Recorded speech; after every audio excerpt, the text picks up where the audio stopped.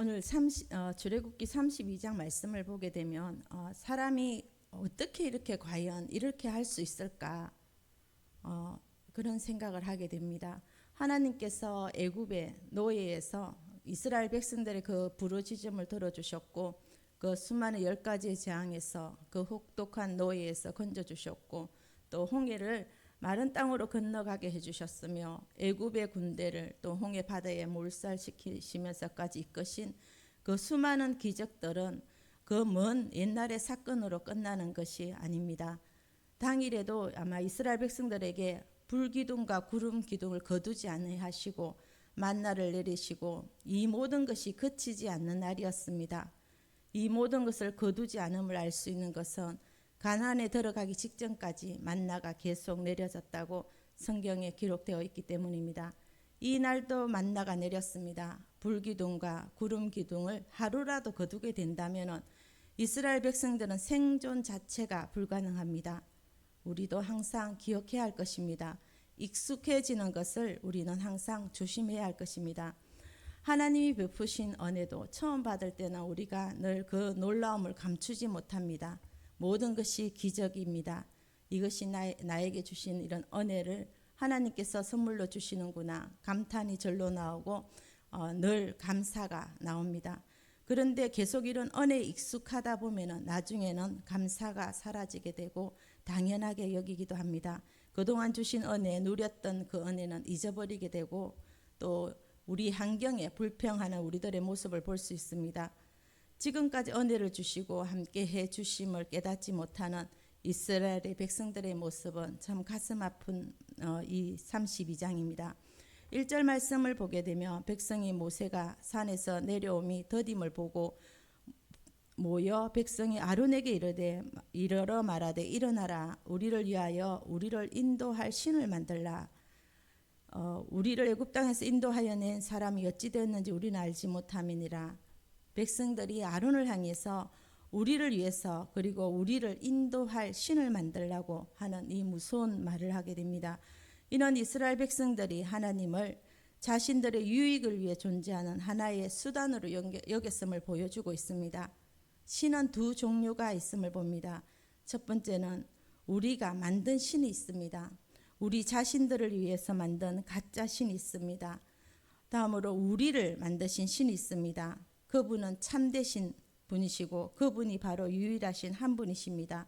바로 여호와 하나님께서 우리를 만드셨습니다. 다른 신이라고 불리는 모든 존재는 사람들이 만든 우상입니다. 참신은 스스로 존재하며 그러한 존재는 오직 여호와 한 분뿐이십니다. 그래서 성경은 말합니다. 오직 여호와 한 분만이 유일하신 신이기 때문에 사람은 그 하나님을 믿고 섬김으로 우리 피조물로서 창조주에 대한 의무를 다해야 될 것을 말씀하고 있습니다. 아론이 말합니다. 아론은 우리를 위하여서 그리고 우리 인도할 신을 만들라는 그 백성들을 요구해 아론은 그들의 아내와 자녀들의 귀에서 금고리를 빼어 내게로 가져오랍니다. 모든 백성은 그 귀에서 금고리를 빼어 아론에게 가져왔습니다. 아론은 그들의 손에서 그 금고리를 받아서 조각칼로 새깁니다. 송아지 형상을 만들었습니다. 그리고 백성들은 말합니다. 이스라엘아 이는 너희를 애굽 땅에서 인도하여 낸 너희의 신이다 합니다.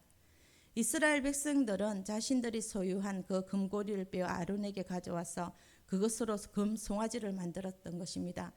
그런데 이스라엘 백성이 소유하고 있었던 금들은 다 하나님께서 출애굽할 때에 이스라엘 백성들에게 주신 것이었습니다. 하나님께서는 애굽 사람들의 마음을 감동하게 하셨습니다.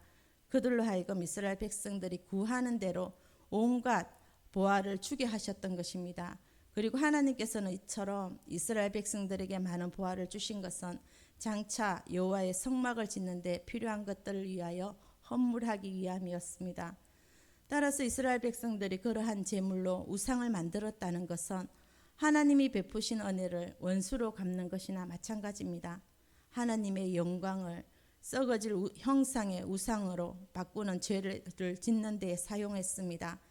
다른 신이라 불리는 모든 존재는 하나님, 사람들이 만든 우상입니다. 사람들이 자기의 목적을 이루기 위해서 만든 가짜 신입니다.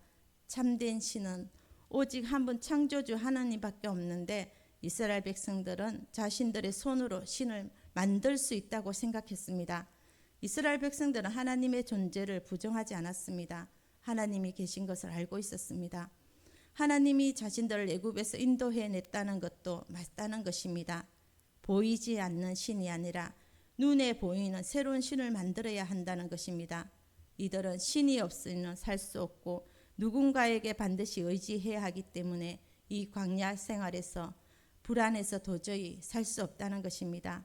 의지하는 그 신이 우리를 보호해 줘야 한다는 것입니다.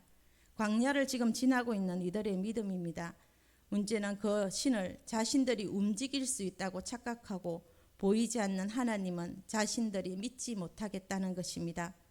필요할 때 찾고 원할 때 찾고 도깨비 주머니처럼 필요할 때만 이스라엘 백성들은 신을 찾습니다. 하나님을 경외하거나 두려워하는 것이 참으로 만만하게 생각했기 때문입니다. 하나님이 참으로 몰라서 참고 계시는 것이 아니라 힘이 없어서 참고 계시는 것이 아닙니다. 그분의 사랑과 인내가 더 크시기 때문에 길이길이 참아내고 계시는 것입니다. 아들을 내어주셨는데 못 참으실 것이 없으신 분입니다. 아들을 십자가에 죽기까지 우리의 죄와 허물을 모두 덮어주신 분입니다.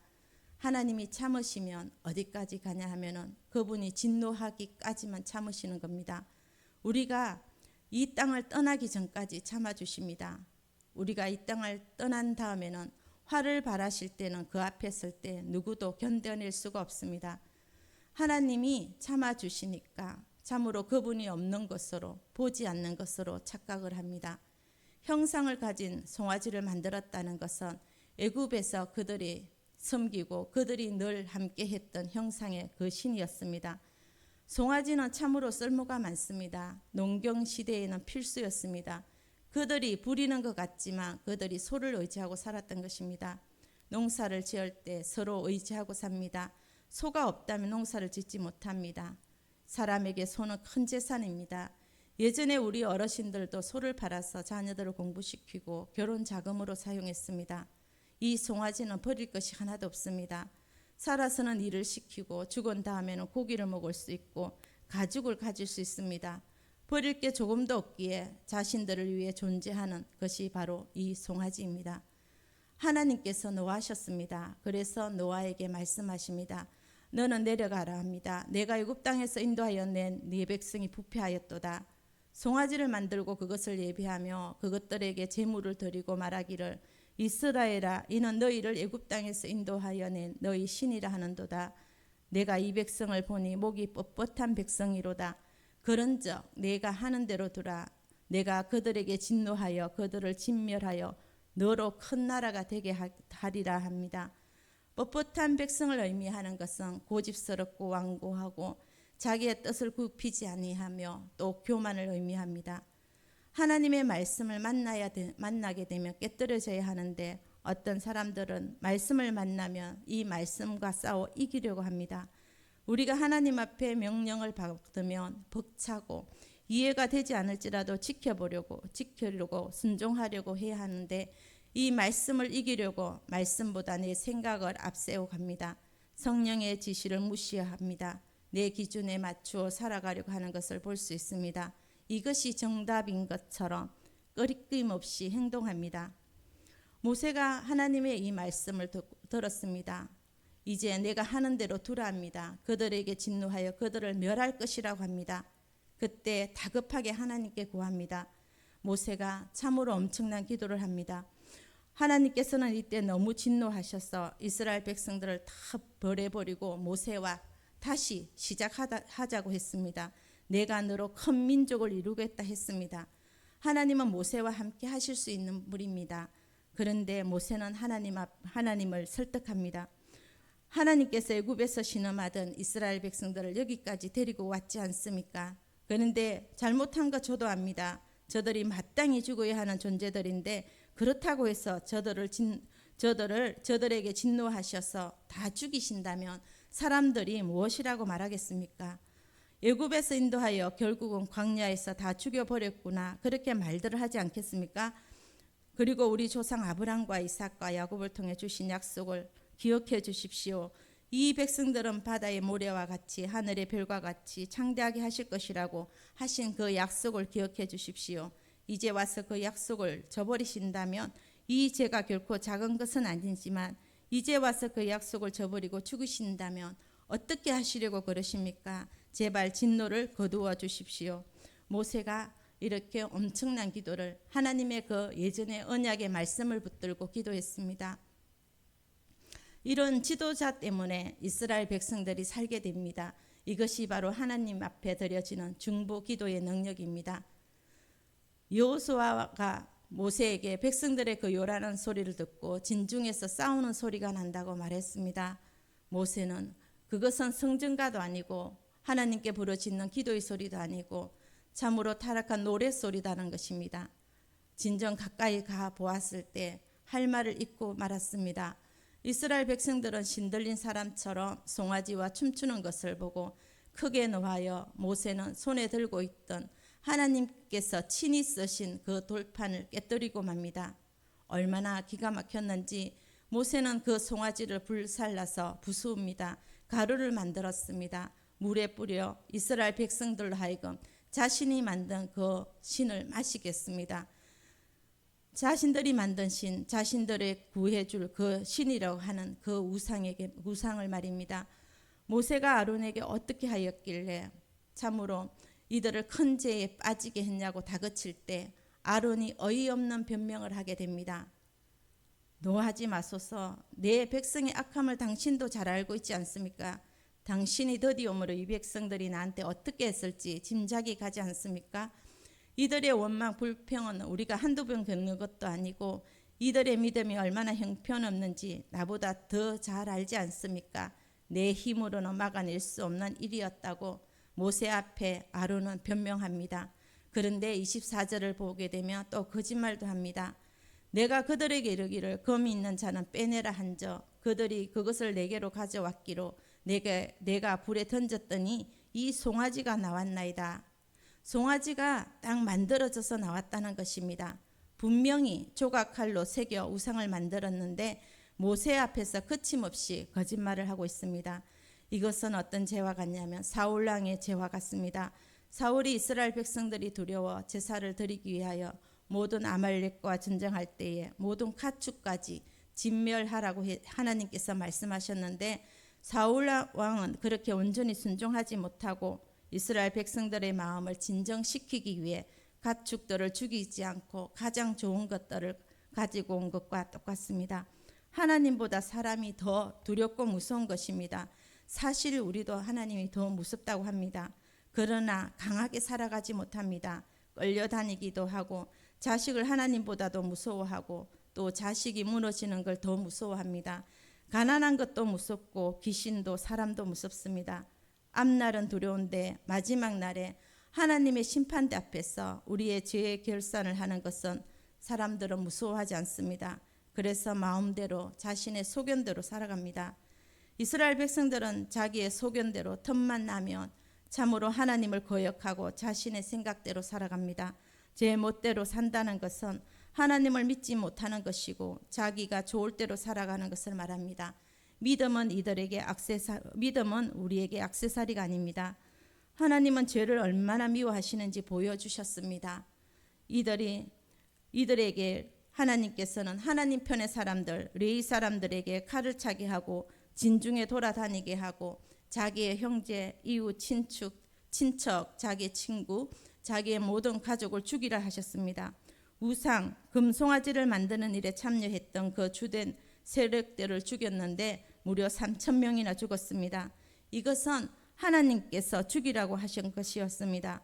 하나님이 자기 자식을, 형제, 친구들을 죽인 이 레위 사람들에게 복을 주셨습니다. 죄가 이토록 무서운 것입니다.